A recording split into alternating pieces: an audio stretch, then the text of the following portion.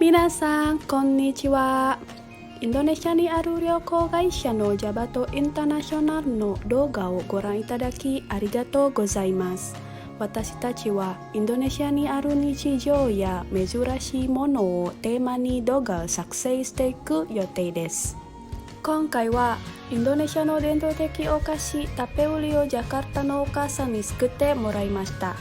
日本のお餅に似たお菓子で日本人の口にも合う伝統的お菓子の作り方をご紹介します。最後までゆっくりご覧ください。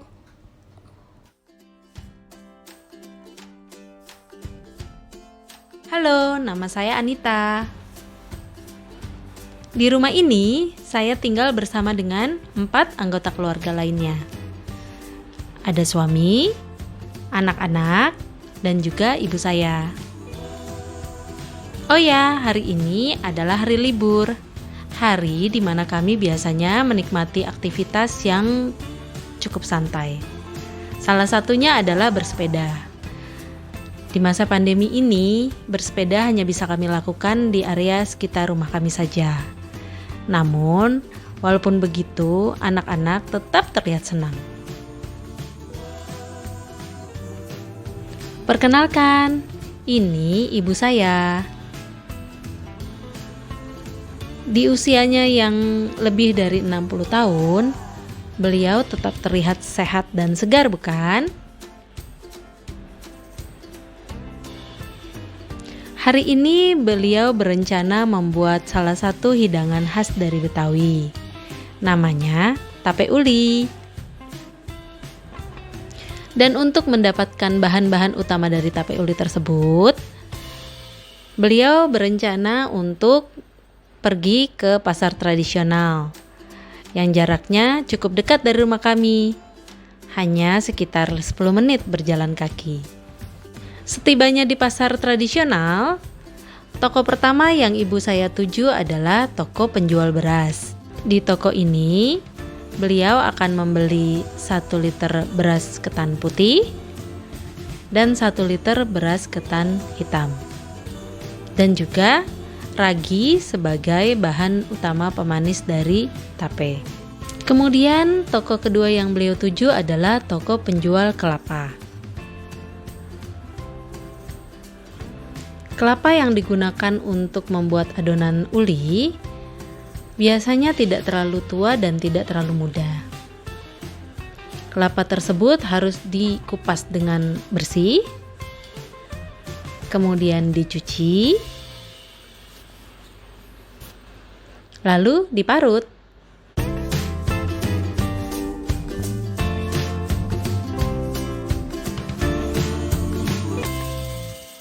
Saya ulangi kembali ya untuk informasi bahan-bahan utama pembuat adonan tape uli. Yang pertama adalah beras ketan putih, lalu beras ketan hitam, kemudian 1 buah kelapa, dan ragi sebagai pemanis dari adonan tape. Oke, saatnya membuat adonan tape. Pertama-tama, siapkan 1 wadah untuk menuang 1 liter beras ketan putih, lalu dicampur dengan 1 liter beras ketan hitam. Beras yang sudah dicampur tersebut kemudian dicuci sampai bersih.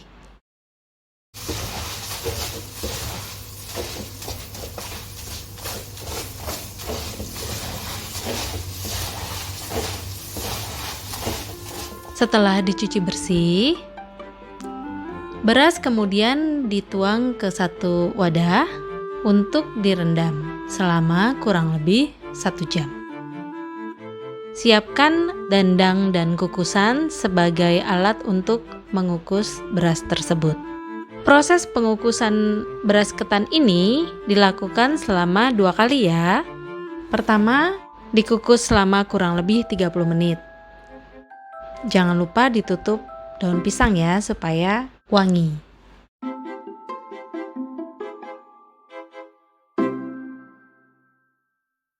Setelah matang, beras kemudian diangkat.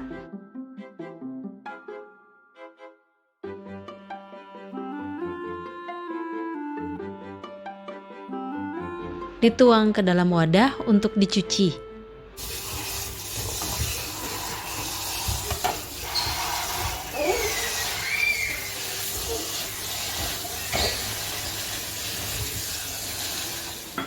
Adonan yang sudah matang kemudian dituang ke atas wadah yang bernama tampah. Siapkan ragi yang sudah dihaluskan. Setelah itu, ditaburkan ke atas adonan tape.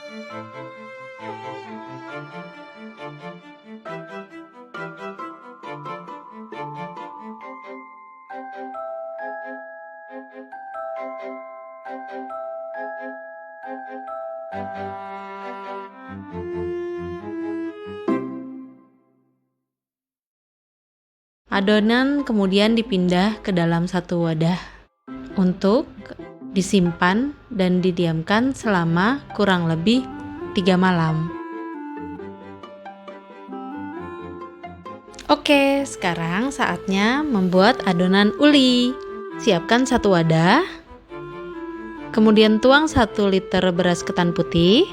Setelah dicuci bersih, siapkan dandang dan kukusan untuk mengukus adonan uli. Proses pengukusan adonan uli ini diperlukan juga 2 kali pengukusan. Setelah 30 menit, adonan lalu dituang ke satu wadah, dicampur dengan parutan kelapa. Adonan kemudian diaduk-aduk sampai rata. Setelah rata, adonan kembali dimasukkan ke dalam kukusan.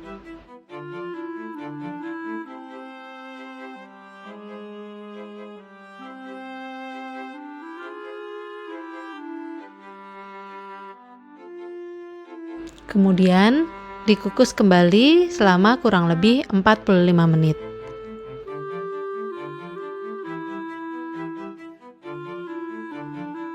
Adonan ulinya siap untuk ditumbuk.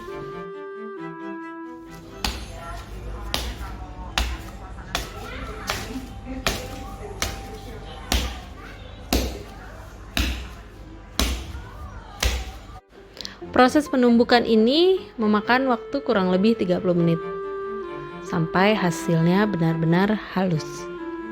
Setelah itu adonan lalu diratakan.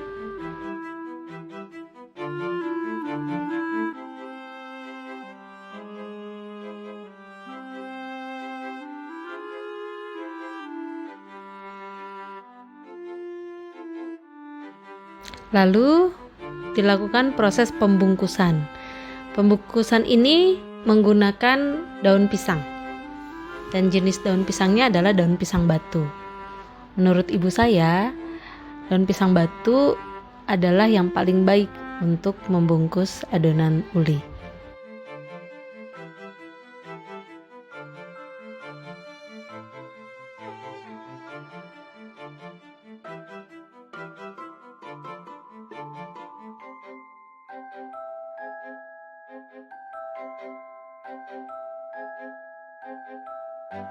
Untuk penyajian hidangan tape uli ini, biasanya uli dipotong-potong kecil-kecil.